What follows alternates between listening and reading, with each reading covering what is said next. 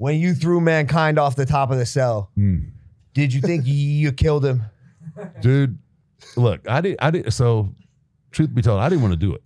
Like I said, like, Mick, dude, this is craziness, right? Like, I said, his mindset was that the first Hell in the Cell was in '97, Bad Blood, me and Shawn Michaels, and it was fucking good. I mean, and I don't usually put my stuff over, but it was good. Yeah. Shawn Michaels could have a 5-star match with a broomstick.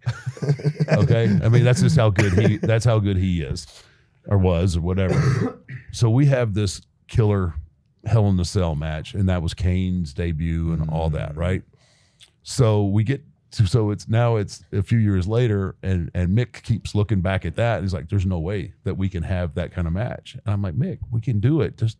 You know, and so he had in his mind like he needed to do something that would fool the people into thinking that they had seen something, right?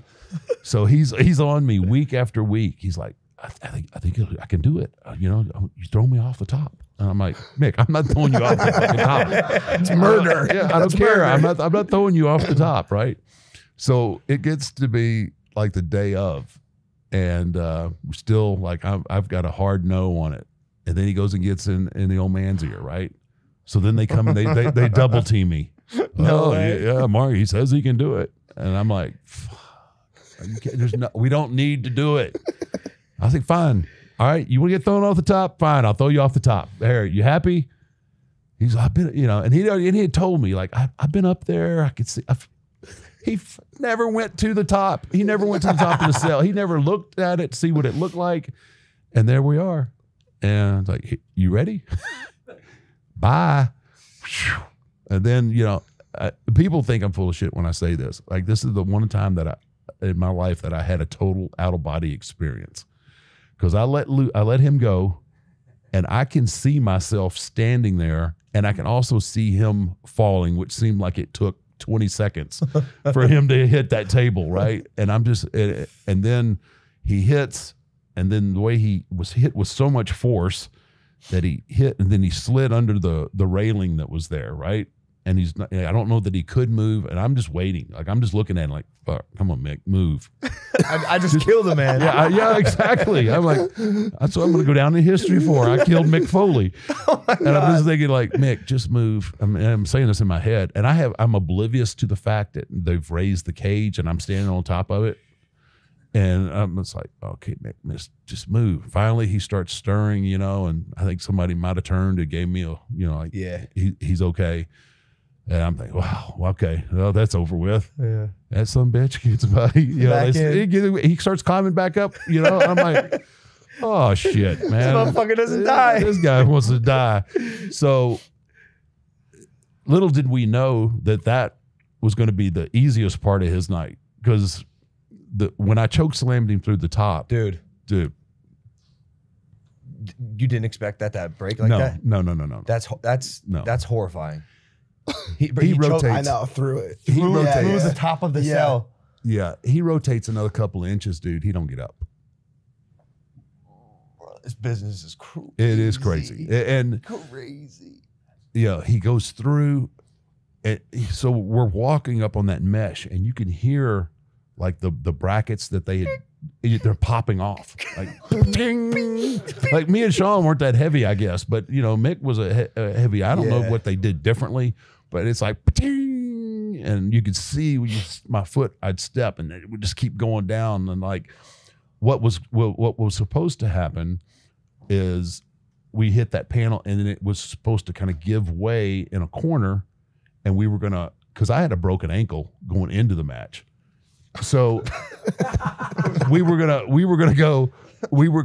kind of slide down one of the panels and then get back into the ring and finish the match. But I can tell like this thing is not gonna hold. So at the last second, I get off of the mesh and I stand on the poles. You said, "Fuck this." Yeah, hell with that, brother. And man, when that chokes, he just never stopped, man. He hit that thing, and that thing popped all the way open. And then the chair that was on top come down, hits him in the face too. He's crazy. Dude, Mick he is a sweetheart of a man, but man, he took some damage. Yeah, he's missing an ear. He did lose an ear. Lost an ear wrestling. Yeah. I was 13 for that Hell in a Cell in '98. I watched that live, it was one of the craziest things I've ever seen in my entire life. It was absolutely insane. When you look at that moment, was that, you said it was the only time you've had this out of body experience? Was that to you the standout moment? Was that the biggest moment of your career, or was it a Shawn Michaels, WrestleMania, or was it a, I think at that point, I by this time I'd won the title,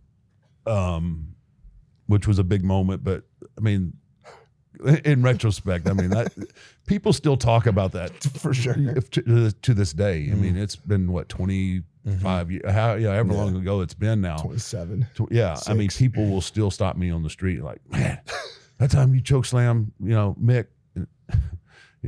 One of the weird things about that I really remember is, like, after he got his faculties back again, and I'm like, Mick, let's go home. Yeah. And he's like, no, we got to. He had to get to the tax. That's how he thinks. Yeah, this is how he thinks, right? We got to get to the tax. You were good. Mick, I have thrown you off of this thing. I've thrown you through it. I said, I don't think they care about the tax. We got to get to the tax, right? And the whole time I'm like, I'm looking at him. It's kind of gross, but like, he's got this huge booger, what I think is a booger in his nostril, right? And it's weird, like the things you pick up in the course of a match.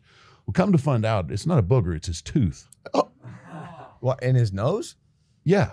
It went through when he landed, his incisor went through his lip and lodged in his nose. Oh my. And it's stuff like that. You say, like, dude, you got you got a big booger in your nose. Will you wipe your nose or something like that? And then, I'm hitting it. I'm looking at it. Oh, shit, that's his tooth. Last night they were looking at him. They're like, "Are you okay?" He's like, "Yes, hurt my face a little bit." This dude had a tooth in his nose, and he was still wrestling, dude. The sport has changed. Anybody gets it out. Changed. He gets his tooth out and he hands it to the ref. They said, "Hold that for me." Hold that. Can I get that? Hey guys, if you like that clip, hit the subscribe button, and if you want to see more zany clips, click the video right here.